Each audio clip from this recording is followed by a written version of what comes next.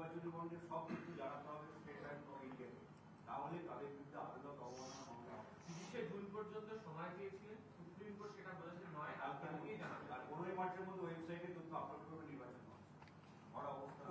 আমি পুরো আদেশটা এখনো দেখিনি, কিন্তু যতদূর জানতে পেরেছি যে আদেশটার মধ্যে একটা কিছুটা কি বলবো একটা অংশ ফাঁক রয়েছে।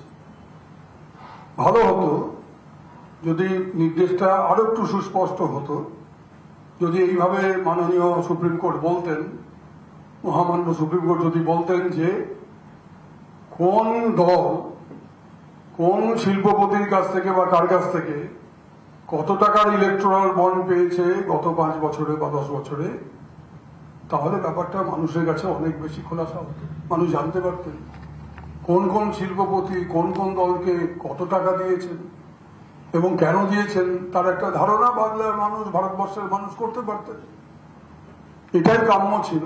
আমরা আশা করেছিলাম যে ইলেকট্রাল বন্ডকে অসাংবিধানিক যখন সুপ্রিম কোর্ট ঘোষণা করলেন, তখন এই বন্ডের যেমন কোনো আর মেয়াদ রইল না, জীবন রইল না, তাহলে মরাটাকে পুরোপুরি পোস্টমর্টেম করে সব বের করে দেখিয়ে দেওয়া যে কারা কোথা থেকে কার কাছ থেকে টাকা পেয়েছে।